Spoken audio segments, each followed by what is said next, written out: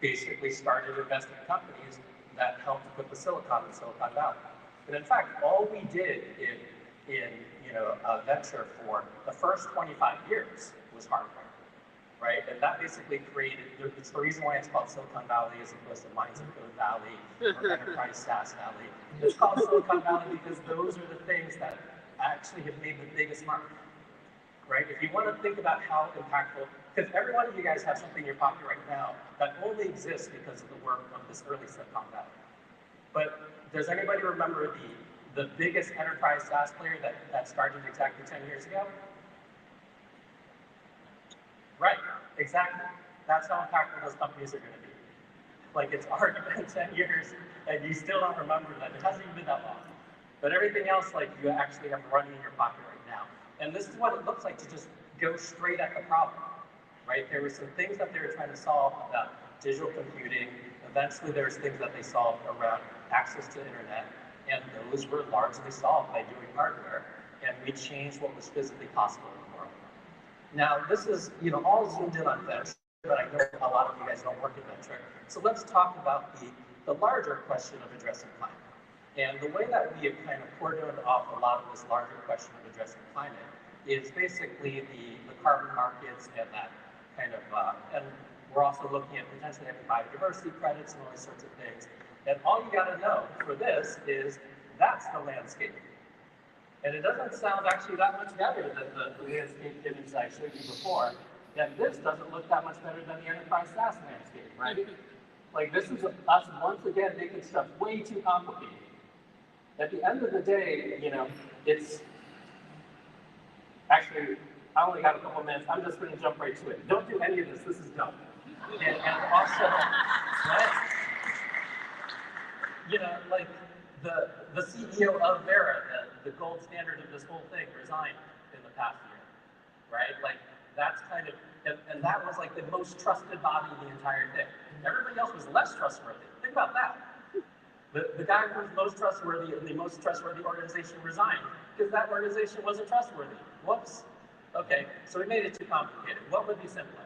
Well, we actually have solved this problem multiple times, and not just multiple times, but we've solved it recently. So for those that are old enough to remember this, 1987 was not that long ago, but the Montreal Protocol happened in 1987.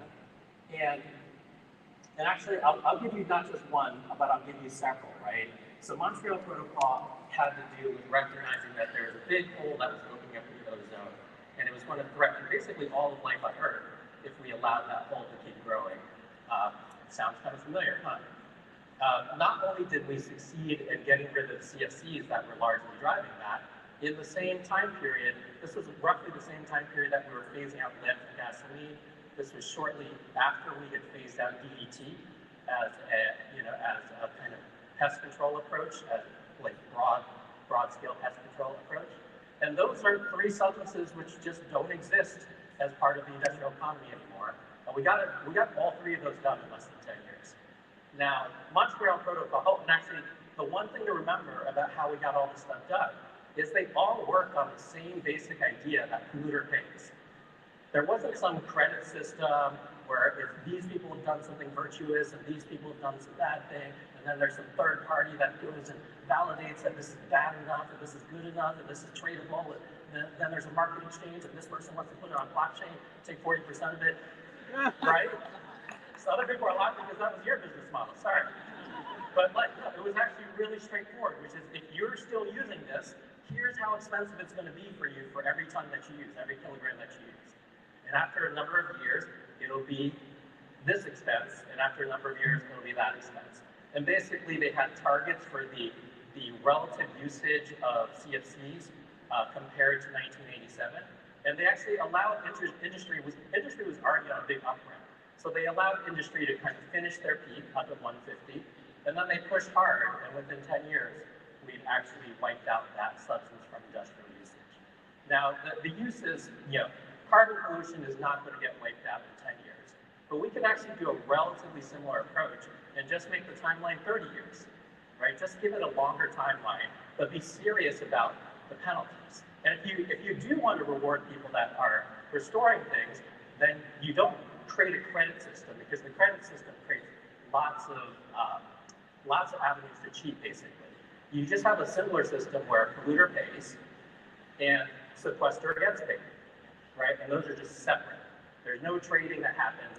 There is no ability for you to, like, you know, what are those Catholic things, like buying indulgences, right? There's no buying of indulgences, right? There's a whole fight about that church or something. Anyway. So what do we do in our firm? Well, you know, we look at the landscape of emissions, and you actually see the way that we invest is in physical businesses that just directly go after that stuff. And this is how you might look at it if you're in venture. And we basically have we have one software company out of 36. So it gives you a sense of what I think is about the right ratio if you're trying to solve these problems for real.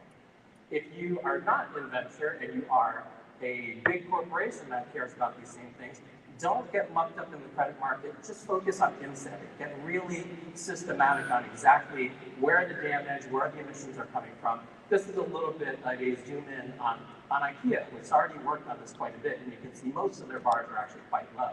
The only one that's still left that is driving the big footprint is materials, and you see, you know, they are continuing to explore how to make the most out of the least amount of materials as you see that progression from the left to the right. And I'll leave you with one last hopeful thing because I'm out of time. But what does it look like to go directly after the fact that we already have too many emissions in the air? And most of you guys are already familiar. We have over 1 trillion ton excess of carbon dioxide in the atmosphere, about 600 billion tons that have been dissolved in the ocean, driving acidity. And these are the places that can store a lot of carbon in a relatively small amount of time. Those are trees, fistisols, and soils, basically. And something that is happening in the world right now is a company that we backed some years ago is actually out in Abu Dhabi, and every single day, including today, it says 8 people, but it's really just 4 people because we're training 4 people. But there's basically 4 people that are restoring 83 hectares of mangrove per day and establishing 100,000 mangroves per day. They plant about 120,000 post-germination survival and survival through adulthood. It comes out to about 100,000 mangrove trees that are being established per day. And think about how direct that is, right? Like, you want something to happen in the world, and you just go straight after it, and then you make it way cheaper, way more effective, you know, way more efficient to just achieve the main thing, as opposed to kind of circulating around, how am I going to crack the code on credits, or how am I going to crack the code on this enterprise SaaS loop? And with that, that's the last point. Thank you so much.